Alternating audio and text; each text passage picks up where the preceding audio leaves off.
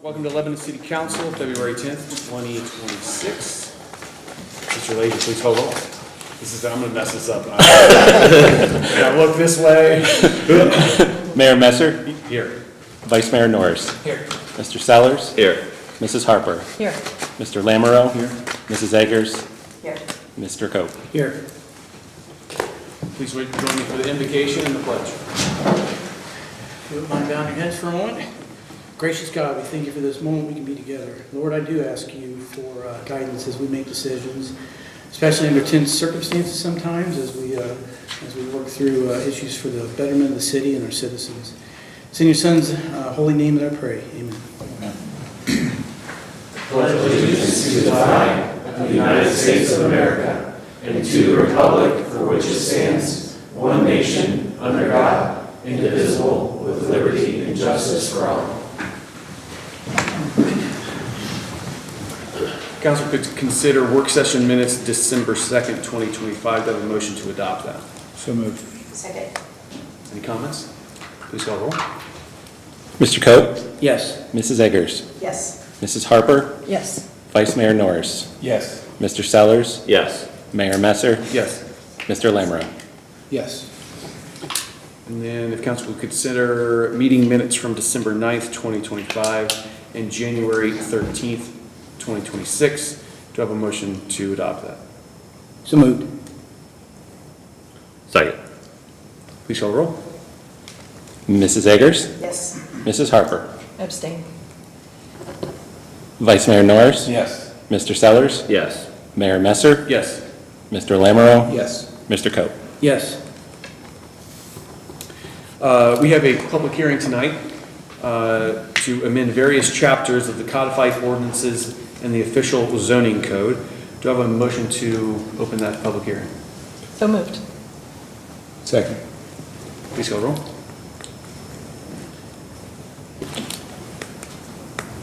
Vice Mayor Norris. Yes. Mr. Sellers. Yes. Mayor Messer. Yes. Mr. Lamoureux. Yes. Mr. Cope. Yes. Mrs. Eggers. Yes. Mrs. Harper. Yes. Mr. Bronca has a slideshow to start us off, and then we will. Oh, Yep, Greg. Greg has a slideshow. Yes, Very Hello. good. Thank you. Good evening. Thanks for having me. So this is a public hearing for various text amendments. There's both text amendments for the Code of Ordinances and for the zoning code. So for the Code of Ordinances, this is to update and incorporate the subdivision regulations into the official zoning code. We will also add language to the Code of Ordinances to require a local rental agent for out-of-town property owners. This came out of our housing study that was done a couple months ago. This was one of the #1 recommendation. And then updated fees based on staff time per application and peer community review. And then remove outdated sections of the Code of Ordinances related to planning and zoning. So that's that first packet that you see, a lot of strikeout language in that as we transfer over the subdivision regulations into the Code of Ordinance, or into the zoning code. So miscellaneous code amendments to streamline and clarify the process is also included. So for the subdivision regulations, the vast majority of this is incorporating those regulations into the zoning code. This will make it easier for the public and staff to read. A lot of times this gets buried into our Code of Ordinances, which are a little harder to find online. And our zoning ordinances are very easy to find in an easy to use PDF document. The major updates that we're proposing here is require new residential corner lots to be 40% wider than the minimum front yard width. Currently, they already average out wider because they have 2 front yard setbacks, which technically makes them a little bit bigger. This just provides an exact number for staff to review preliminary plans on.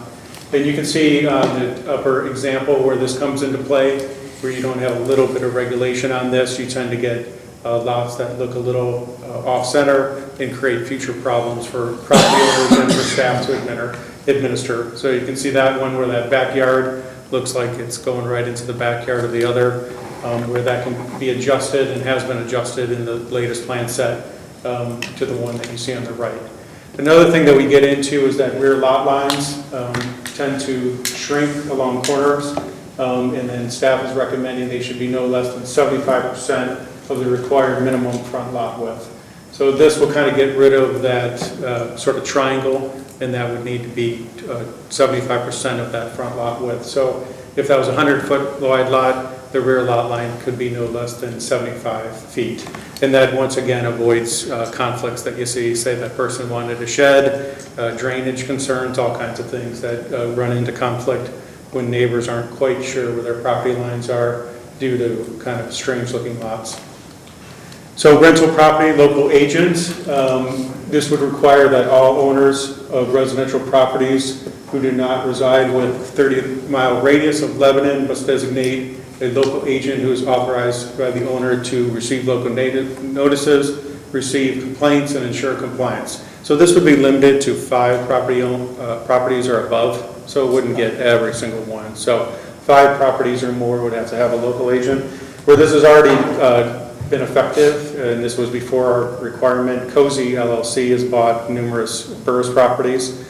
The most noticeable one is 121 North Broadway, next to the bank, where that was looking in rough shape, and we had property violations on that. If you can tell, they fixed that up quite a bit. They've also bought some on North Mechanic.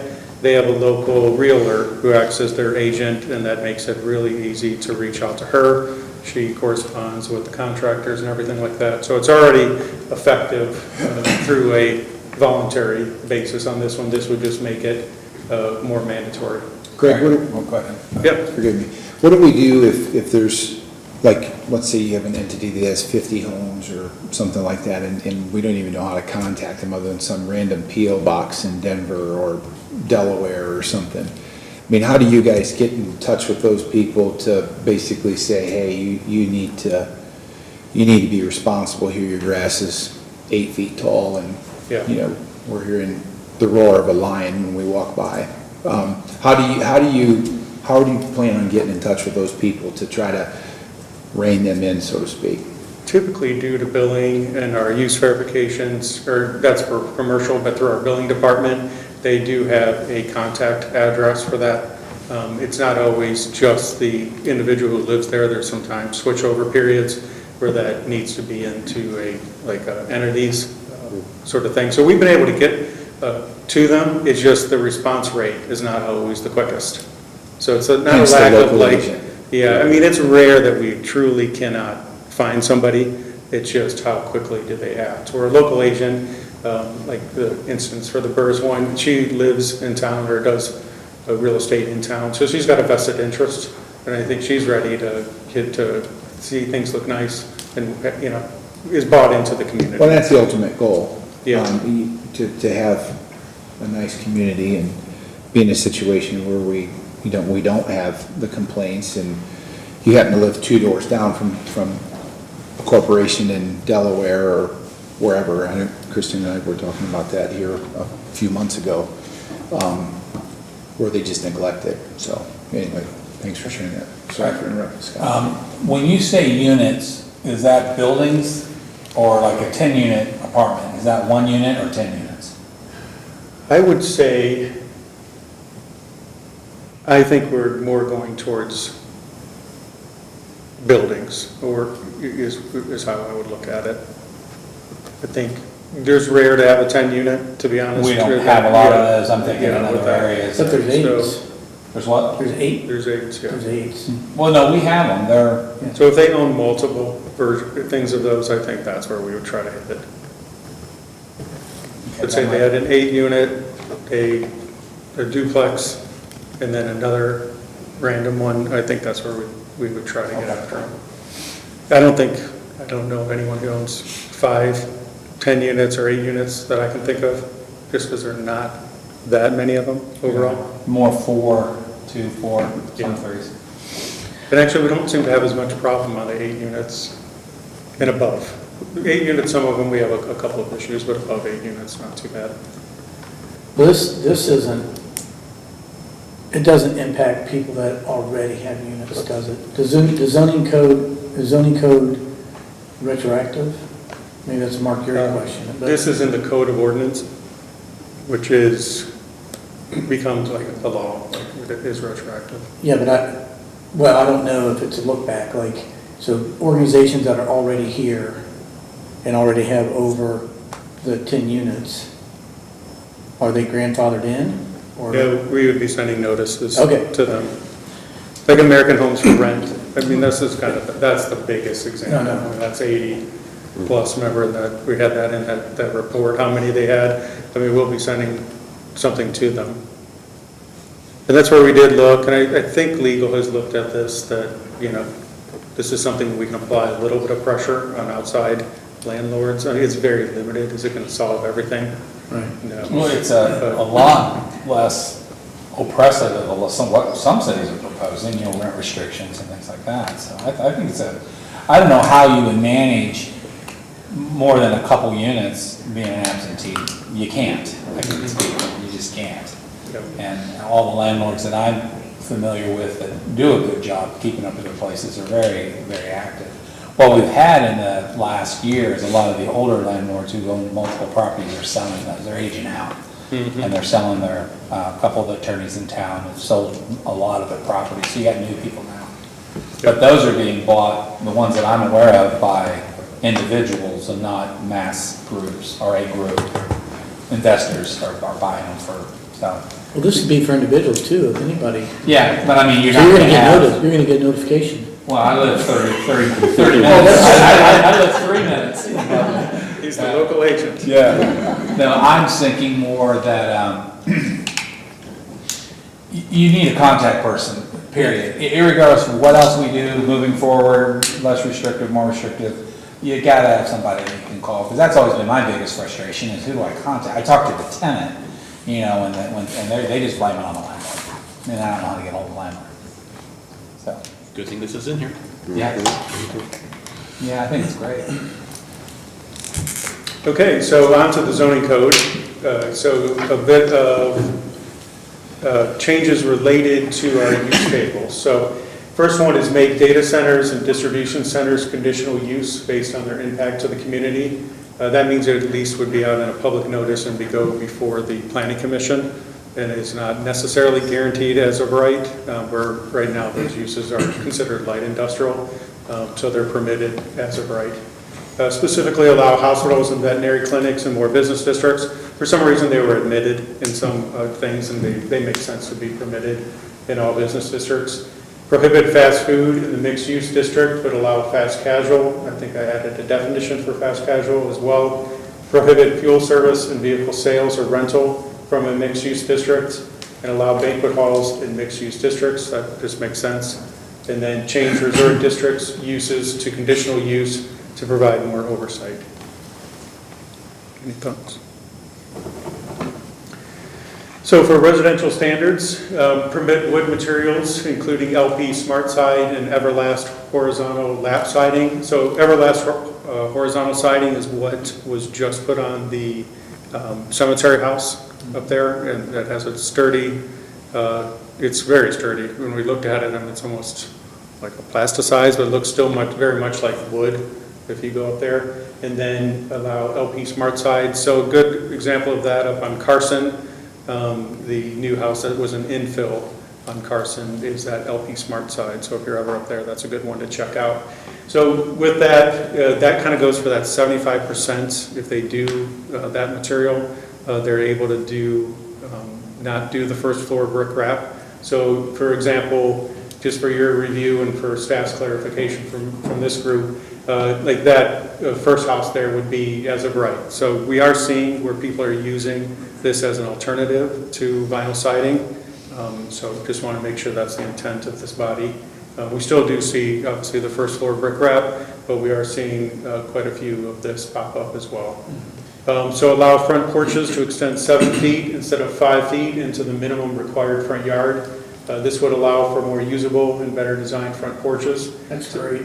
Yeah, that just makes sense. It's a usable. So a good example, it's setbacks 30 feet. This would now allow you to come up 7 feet to 23 feet into that front yard, but for a porch, which I think is something we're trying to encourage. For multi-family attached, restrict off-street parking in the front to no greater than 50% of the lot frontage and or front yard. This is similar to single and two-family properties. When we did this provision, that was our intent. It just, we need to include that multi-family thing because that's what we see as these paired patios. That's Summerlin Farms, or South Line Monroe Meadows on the left, which I think is more what we're going for, as opposed to Redwood on the right, that whole concrete, the whole thing's concrete when you go through that area. So allow in-ground swimming pools in the central business district for residential, subject to planning commission approval for front yard setback and location. This was actually an individual request that came in, and you can see their property on the left there. He's got a little koi pond and wants to make that into a pool. Another example across the street, you can see where there's a big side yard and a pool could easily go in there, especially an in-ground pool, which I think has a low visual impact. But currently, you can't have a pool at all in the central business district, which limits these folks. And then the ability to have it on the side provides you a little bit more flexibility in lot sizes that are a little different than your typical residential. And then trailers, allow an empty trailer in residential front driveways if it has a bed length no longer than 8 feet and side panels no higher than 30 inches. So Planning Commission actually recommended denial of this, just for, that's the only condition they had as part of this for your consideration. This came about, we've been kind of getting on people for having the trailers or RVs in the front or boats, and then this came in as a compromise potentially for staff. Are we going to go after even the smaller ones, or do we allow a little bit of flexibility for smaller trailers and focus on larger ones? So, but once again, Planning Commission recommended denial on that. Clarify suburban residential requirements to create a landscape entrance for new subdivisions. This is our provision that we had a minimum of 160-foot long boulevard entrance with a minimum of 100-foot open space on each side of the boulevard. I think our intent was to have that subdivision entrance, if you're going to be a rural area that's transitioning into a subdivision, to have that entryway feature. They took it as a literal interpretation of that 100 feet wide. And if you can see, the boulevard there is exactly 100 feet wide.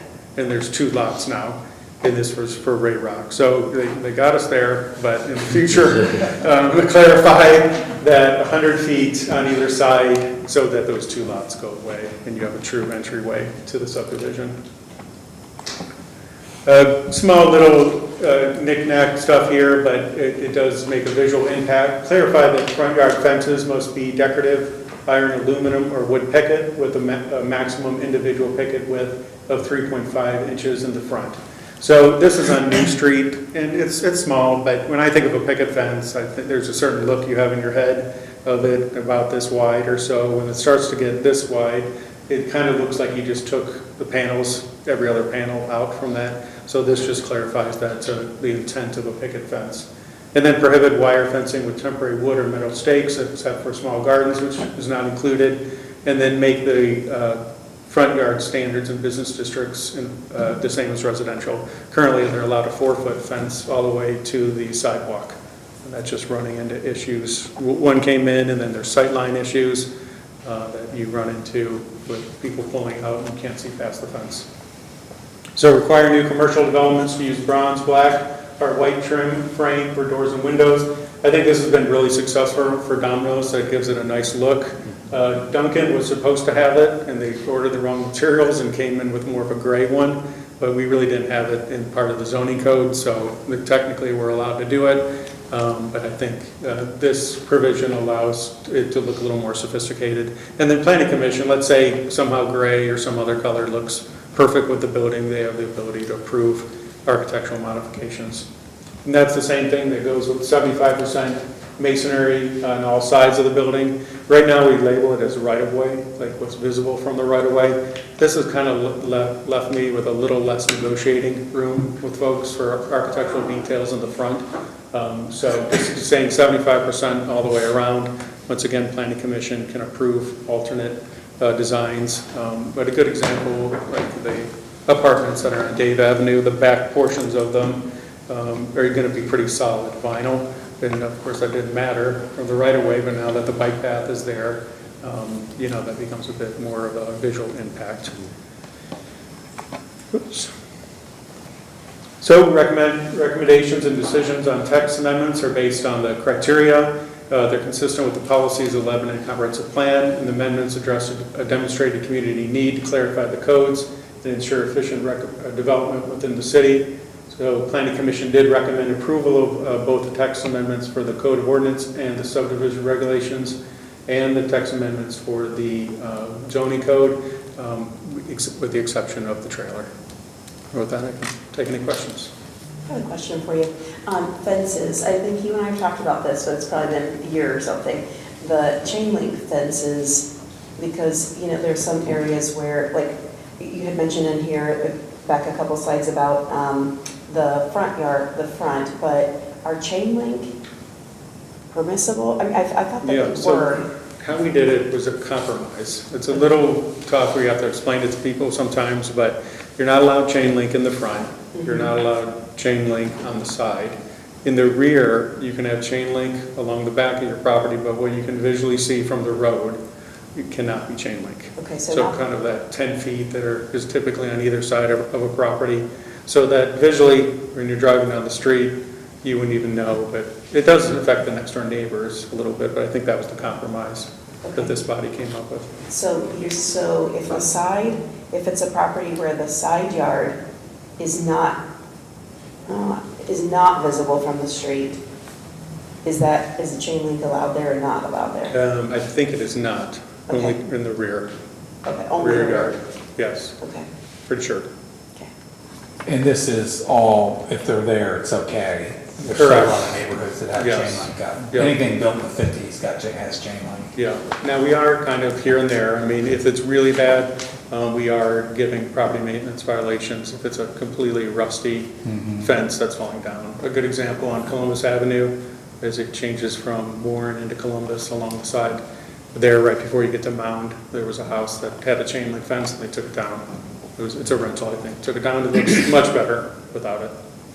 Can you explain, so on the trailer issue, you're asking that they did okay, the compromise was allowing 8-foot trailers, or they don't want any trailers? Planning Commission did not want any trailers. But we don't have to agree with that, right? No, It's a recommendation. it's recommendations. Yep.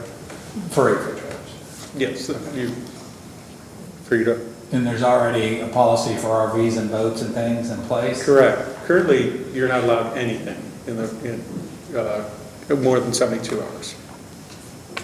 Okay, so someone who has like a small landscape business and was pulling it into park at night and leaving it, is that considered storing?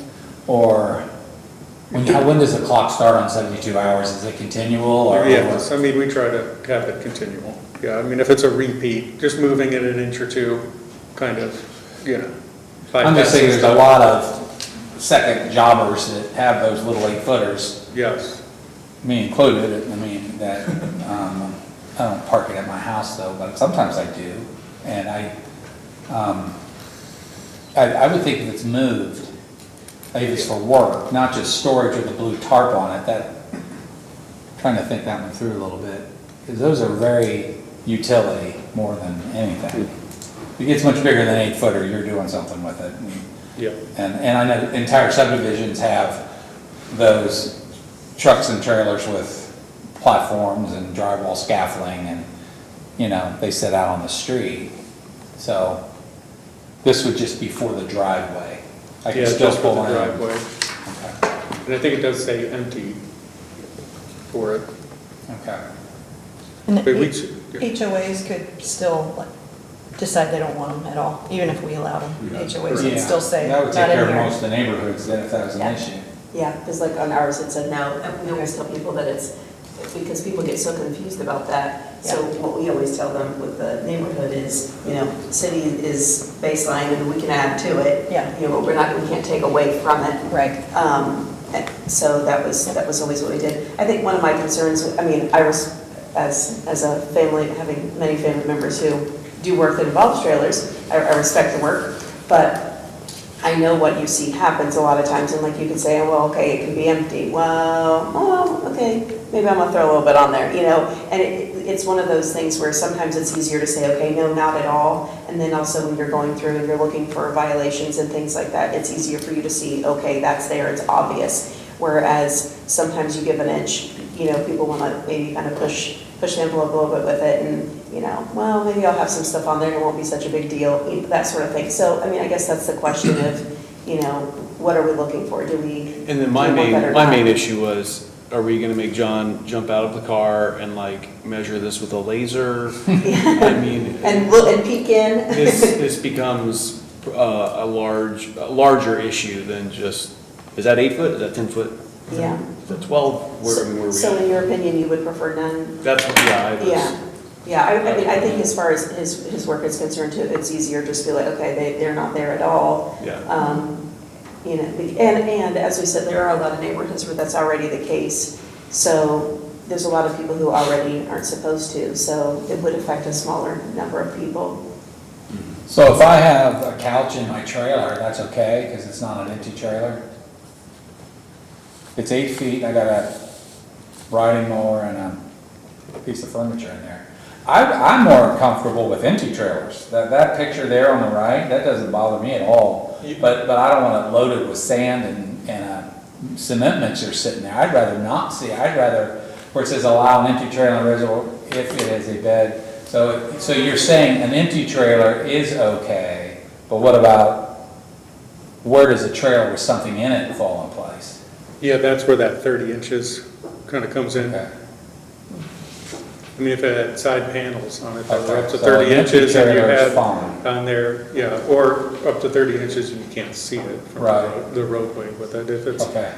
stacked with stuff I'm just figuring, I'm trying Pallets to are figure it out, sitting- everybody else yeah. is too, so. sitting next to it. Okay.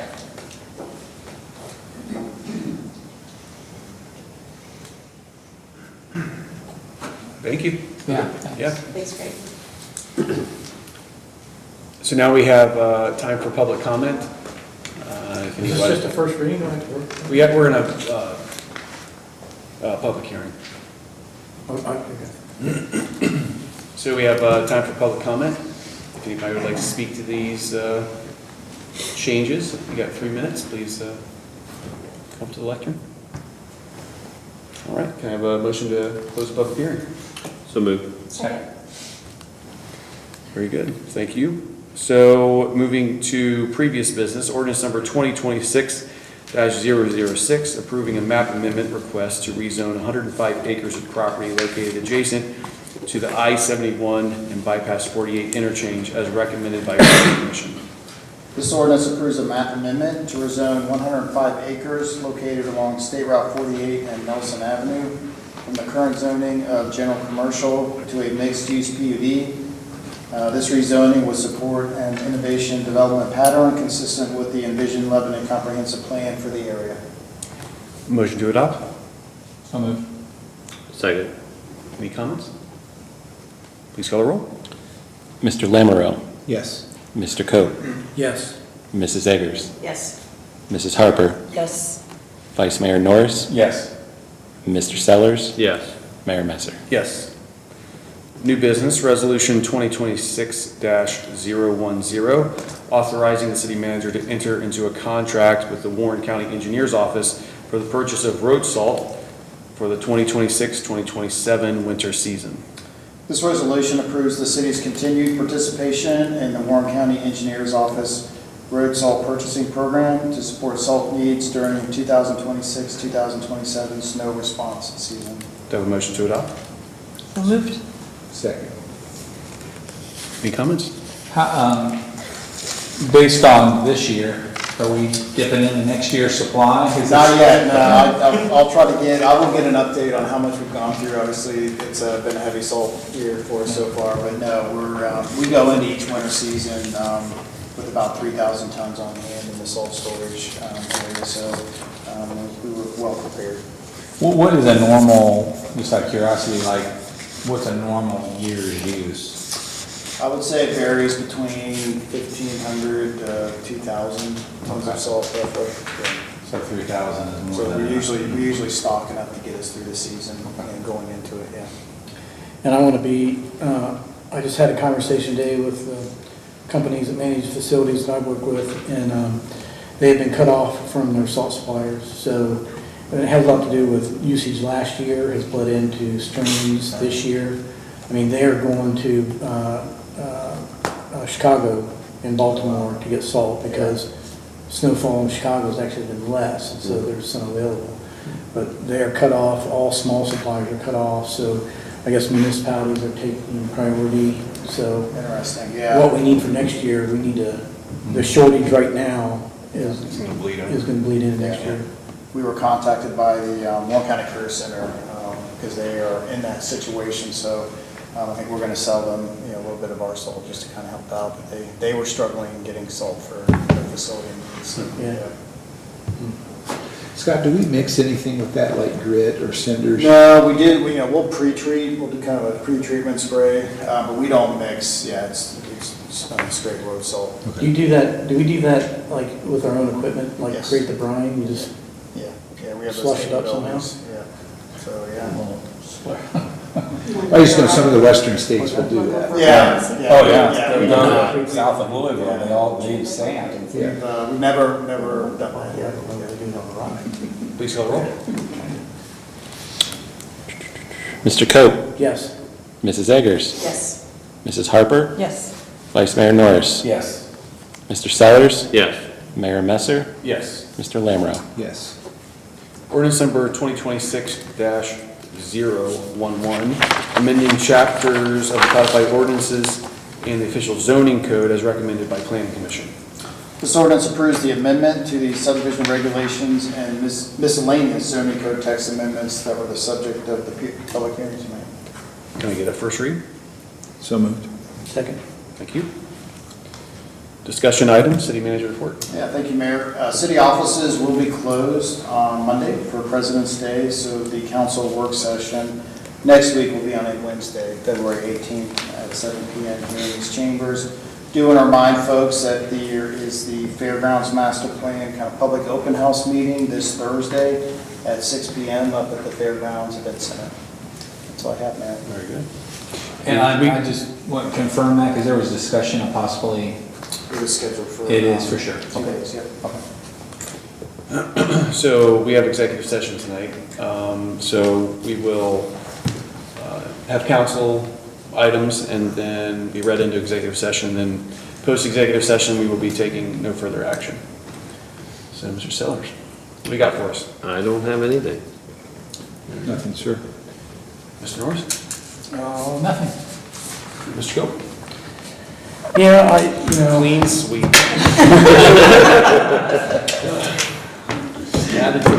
Well, I had something, Mr. Coe, but I decided. well, I know I appreciate seeing some related ag society member folks here. And to see that a lot of the accusations that have been floating around has been a bit upsetting. And a lot of the misinformation that's been floating around. And also, I feel empathy for the ag society because, number one, it's hard to be on a board that functions well, and then it's really hard to be on a board that doesn't function well. So I understand, especially with the pressures and the the division that's going on the board right now. So I know I have empathy, but it still doesn't. It doesn't somewhat excuse some of the things that I hear that are accusing the city of blackmailing the ag society over code violations, things along that line. Just, I don't think that's smart leadership to have comments like that made. I went to the ag society meeting and sat in the back for about 75% of it and decided I better leave because if someone says, oh, that's a city council guy, I might get strung up. So I wasn't there for the vote where the lease was rejected. But some of the comments, I know there's a lot of emotion and stuff going on, but man, leadership has to stand up because that's why you're on the boards, to make sure that information that's being presented is as accurate as possible. Some of those comments about how the city's being dishonest are just not accurate. I'm not on social media a lot, but what I've seen attacking Mr. Bronca and city staff is horrible. This city has some of the best, and I'm serious, I deal with city staff around the state, and we have maybe arguably the best city staff, best city manager that maybe Lebanon's ever had. We run things above board. We don't do things, like that has been attributed to a lot of, early conversations and things that are being just attributed to almost nefarious type actions. It's just not accurate, it's not true. People need to understand that society is dysfunctional right now. They don't do things that are required by law, submit their financial statements. We have a ton of violations out there, and I don't know what people think the city should do. We just had text amendments that talk about citing and code enforcement. It's what the residents expect of us giving decisions and direction to city staff. So, and probably been too passive about what goes on out at the fairgrounds. There are barns that you cannot go into, or that, I should say, barns that animals, they're not fit for animals, and so they're shut down. I mean, that's a fact. So, and that's not the city, that's things that have developed over decades. The county fairgrounds are in disrepair, the Ag Society is struggling financially. A lot of the early conversations, I actually asked Mr. Bronco, I was like, how do we even get involved in this? To especially be having all this blame deflected towards the city. So I asked, a lot of the early violations from 23, 22, 23, 24, 25, all the way up to being cited for the horsemen having manure going into the storm sewers and the county citing them. The county came and had a working group and asked the city to get involved to help solve it.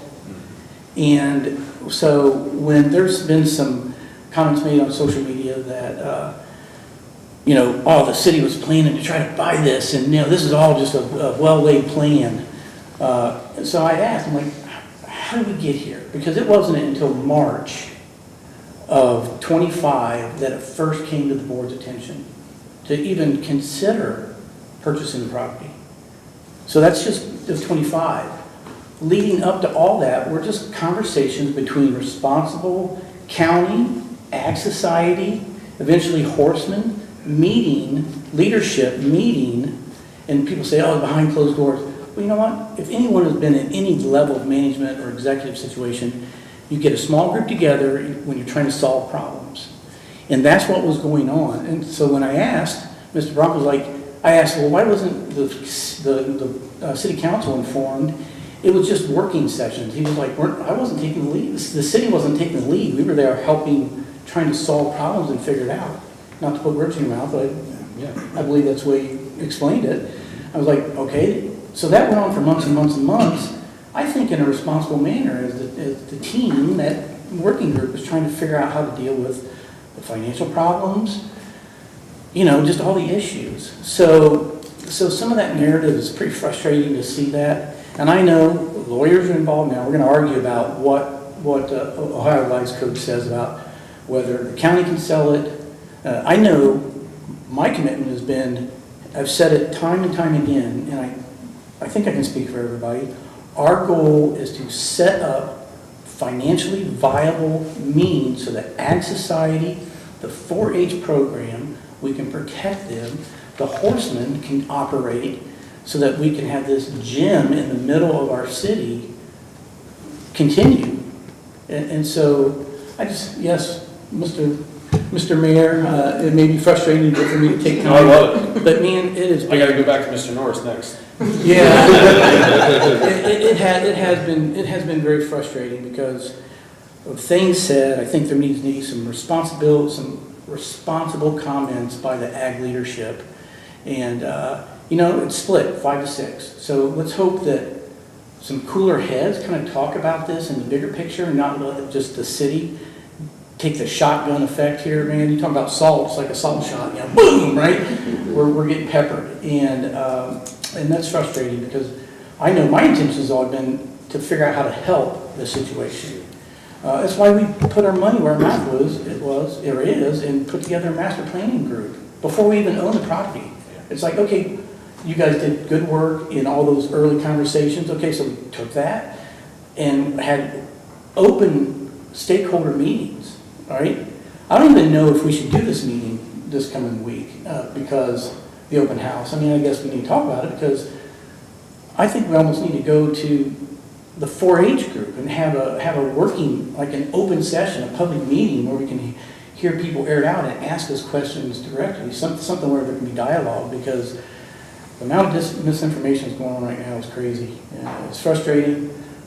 I know my commitment, what my commitment is, and I think, I mean, heck, you said, Mr. Lammer, you were in 4-H for 10, 11 years. Like, your heart's there, and people don't see that. We don't really get to express it. So it's frustrating. I target, and I ride a bunch of farms, and I own a second business called the Sport Horse Insurance Group. And I have 15 to 20% of my people, I'd have to do the math, but it's after 5 and I don't want to. I have a handful of people in my office that's all they do is go after farms, specifically horse farms.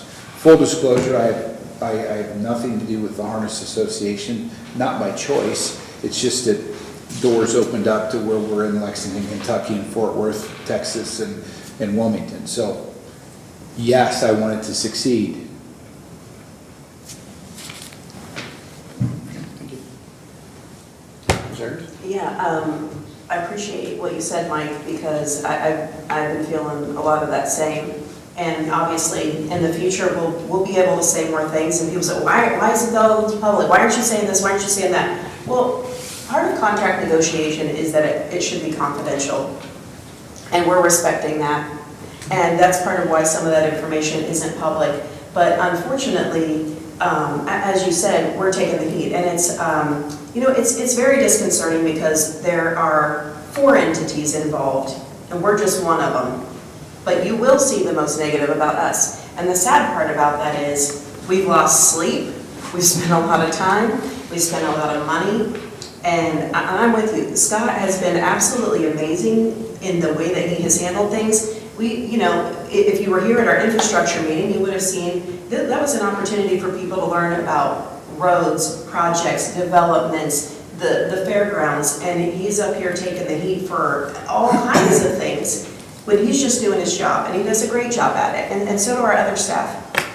We had our individuals who are working with our electric department, our road department, or engineering, sorry, and they're getting, all these comments, and it's hard for us because we see them as such valuable members of the city, and they are what makes this go, and they represent us well, and we're just up here, we vote on these things, but they're doing the work day in and day out. And so when we sit in those meetings and we hear those things, it feels very sad to us. And you see the comments of city council just wants this because they're in it for the money. If you come up with a way that we're going to make money personally from the fairgrounds, let me know. My kids love to eat. I mean, this kind of stuff is just so far-fetched. And we have tried to be as transparent as possible. We, the city, are the ones having the stakeholders meeting. We hosted that. Scott did that. He set that up. He contacted the consultants, brought them in. We, the city, brought in those stakeholders, people from the township and the Ag Society and Horsemen. And if I'm missing anybody, let me know. But lots of individuals. Those were awesome meetings. I even sat there and thought, this is the coolest thing. There is this amazing property, like you said, it's a gym in the middle of the city, and we get to sit here and have these conversations with all these people. This is cool. We are talking about what we're going to do and how we're going to make this beautiful area of our city even better than it is now. And we're able to get this input and have this session where everybody at every level, no matter how they felt about the situation, was able to give their input to us and to each other and to come up with that. And I thought it was pretty awesome. And, we're sitting over here with a smile and thinking, yay, we're doing something good. Here, these organizations come to us and say, hey, everything's going bad over here, please help us. And we say, hey, we're happy to do that. We're going to come alongside you. We're going to see what we can do for you. And to be honest, it's like a slap in the face. And I'm really disappointed to see that. And I believe that most of it is based on people not getting information and just kind of filling in the gaps. It's not really based on people having the factual information and then making that decision. And if you have the facts and you're still upset with us, go right on ahead. But I would just ask that people consider getting those facts here in the future, because we are not at liberty to actually even state all those facts, because like I said, we are one of 4 entities. And all that information does not belong to us for us to produce that, and we can't say it. So I'm with Mike. I'm backing up Scott and our staff who have poured their heart and souls into it, and I can say that we on council have, and our intentions were to protect the fair, to protect the kids, to protect all of the entities, the horsemen, all those entities up there who are already there, not to take away from them, but to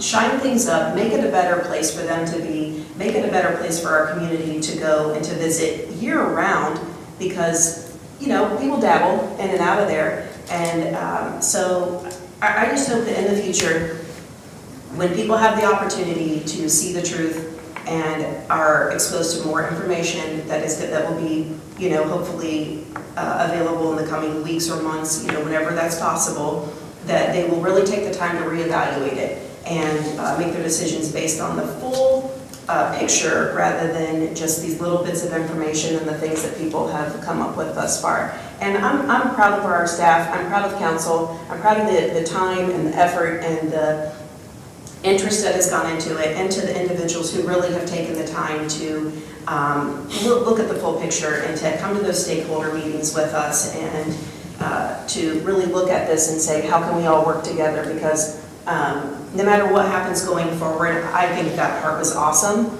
and I hope that, you know, if this situation does not look positive in the future, that maybe we have another situation, like our master planning that we want to redo for the city in that way, I think that's awesome. It's such a great avenue for us to get together and actually hear from our citizens. So I hope we can do more things like that in the future, regardless of the outcome here.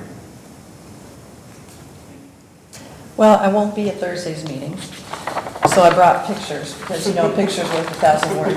So I'm gonna give these to Scott, he may use them Thursday, but this is 14-year-old Jen Harper with her steer at the county fair. At this county fair? No, Carroll County, Okay. Eastern Ohio. 15-year-old Jen Harper with her steer at the county fair. 16-year-old Jen Harper. So I showed horses before that didn't go very well. So we're gonna keep the fair. I mean, I'm just black and white. Like, it's silly, ridiculous. There's not anybody up here that wants to get rid of the fair. I would protect it with my dead body. So that's really all I've got. Go for it. Small. Before you start, I would like to add that the city supports the Ag Society, and just in the last 2 years, there are civic donations to the tune of $26,000. Yeah. So we, like I said, we put money where our mouth is. We support what is going on there, and that's all. Thank you. I didn't know how much we were going to talk about this tonight, and especially at the meeting on Thursday. I felt we should have the meeting. I didn't want it to look like the city was changing their mind or having a bullied out or something like that. So I supported having that meeting. Just the things that I wanted to say really builds on what you guys said as well, is the misinformation that is out there that people take as verbatim and take as the gospel truth. And in my study of people, which was my entire career, it doesn't take a lot to change a person's mind, and then that becomes a belief system. The more you hear it, then it becomes an entire story and it becomes truth. You can see that in a case where, I remember, I forgot what it's called, it's a phenomenon where you have 4 kids, 3 of them went to Disneyland, the 4th never did. They may not have even been born, but they heard the other 3 talking about it so much, it became their story, and they would talk about them going to Disneyland, and they never even been there. And that's kind of what's going on now, is there's so much talk, and a couple things that have just lasered in my brain was something that came out on social media a couple of days ago from, I think it was Channel 19, and the big headline stated the Agricultural Society turns down plan to buy the fairgrounds. And I'm like, they're tenants. They don't even have a, but that was a news reporter. So that became somebody's gospel truth that's now talked about over and over in comments about that, you know, go Agricultural Society, we're glad you didn't, you turned down that offer to buy. Well, that was never presented to buy. Well, I was gonna say they're leasing, but I don't know really what they are apparently. So and then at a meeting before this one, someone asked me, how do you, because the three of us were talking about the fairground situation, and she said, how do you get truth out there? How do you put it back in the bag? And I just made a comment. I said, it's easy to spill paint. It's hard to get it back in the can. And if anyone's ever spilled a gallon of paint, it goes everywhere. And I said, right now, I really don't know.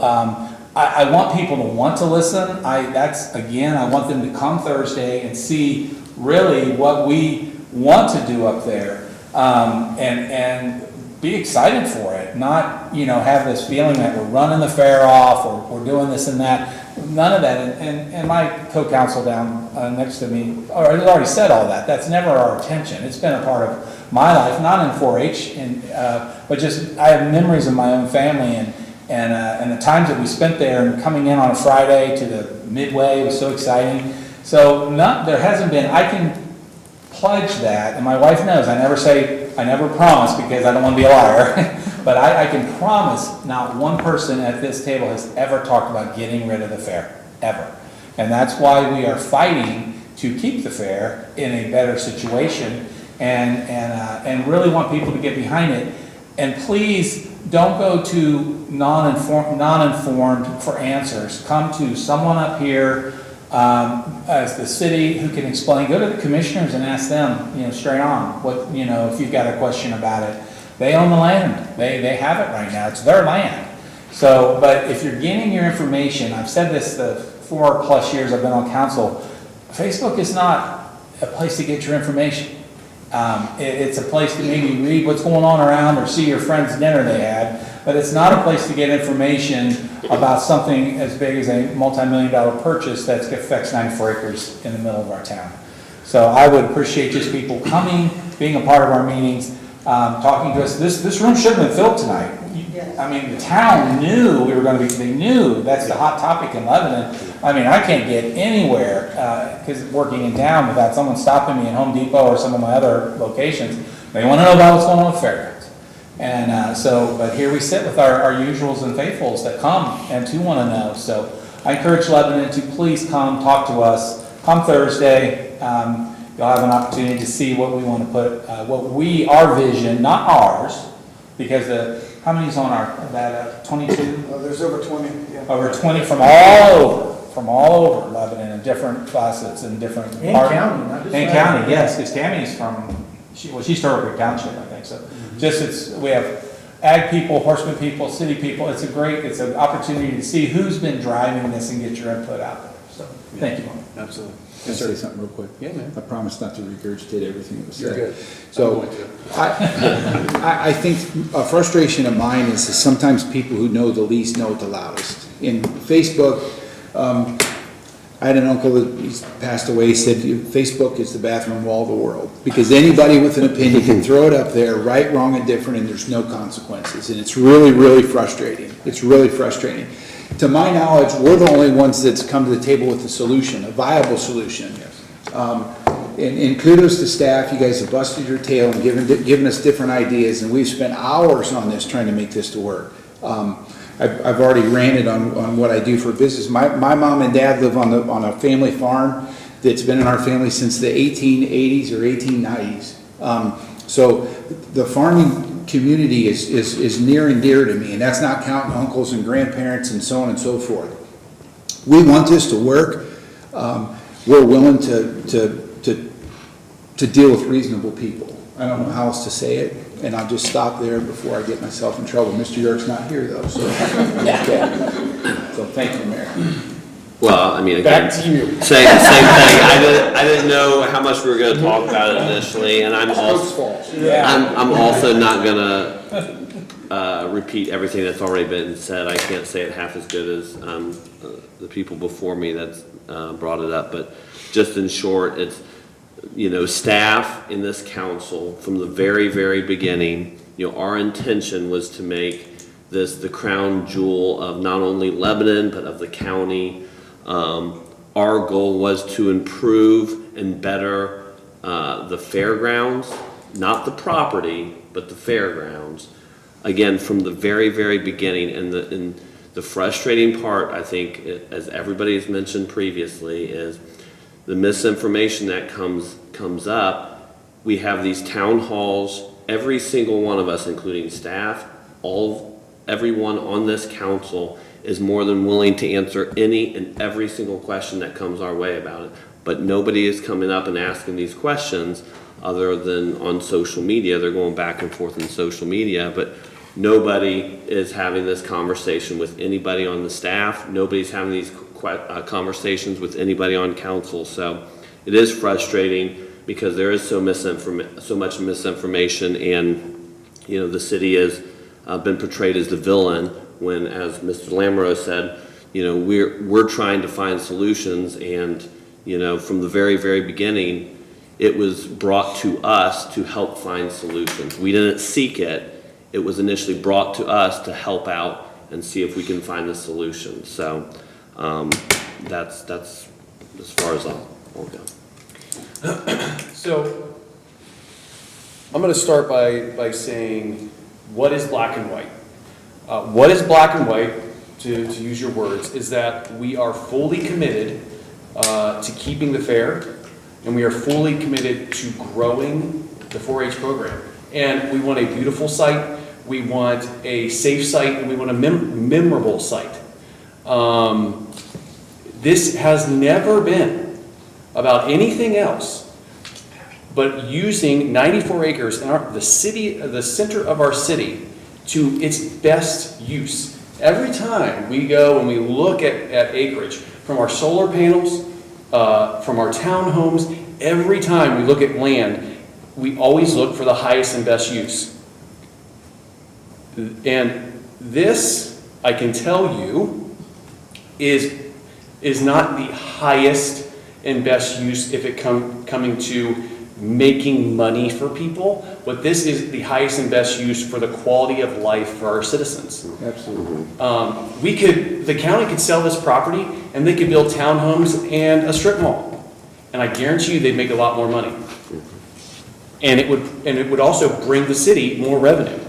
But we believe not only in the ag society, we believe in the 4-H program, we believe in the junior fair, and what that does for the quality of life for our community. So the absolute nonsense that I hear from people, it's hard for me to like wrap my head around it. The blackmail comments, I don't even understand what that means.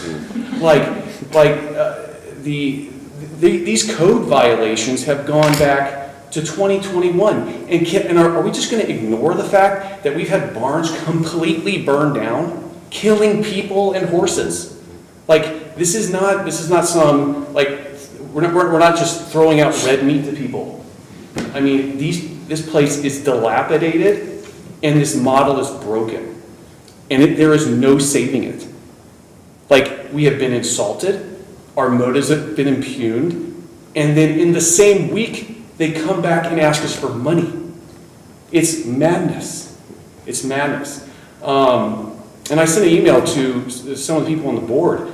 I was like, I want to be able to work with people who want to work with us in good faith. It should not be that hard. We have been upfront. We have been so clear that it's almost like we've been so open that people are like, there's no way these people can be telling the truth. We've been there from day one. We were there before the Horseman Association even existed. We've worked through hours and hours of negotiations, talking about terms, like who's going to be able to use the tractors. These are the things that we've been talking about, and how these transfers of money and space are going to work. And it was all because we believe in that property and what it's been used for the past 100 years.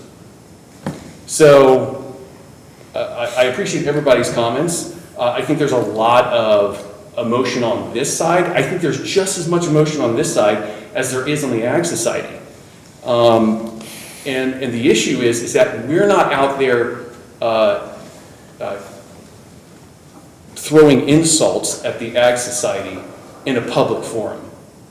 And I would appreciate it if everybody would step up and be the leaders you were elected to be, and come to us and speak to us in good faith. And I appreciate there is a strong minority on that board who has done that. And I appreciate the way that they have acted and conducted themselves. So I will stop my monologue at this point. But there's going to be more to come. I think once the community understands the timeline is very important. I mean, we could take 15 minutes talking the timeline. Once the community understands the actual inner workings of the financials of the Ag Society, that's going to be a whole nother topic. The city has presented multiple ways for the Ag Society to be successful, and we want to be part of their success. So, if you have who's reading us into executive? Oh, very good. I can do it. Going into executive session pursuant to Ohio Revised Code Section 121.22G2 to consider the purchase of property for public purpose or the sale of property at a competitive bidding if the premature disclosure of information would give an unfair competitive or bargaining advantage to a person whose personal private interest is adverse to the general public interest. In G3, conferences with an attorney for the public body concerning disputes involving the public body that are subject to pending or imminent court action. Can I get a motion? Second. Please call the roll. Vice Mayor Norris? Yes. Mr. Sellers? Yes. Mayor Messer? Yes. Mr. Lamro? Yes. Mr. Cope? Yes. Mrs. Eggers? Yes. Mrs. Harper? Yes. Thank you for joining us and indulging us in our exposés. We'll see you next week.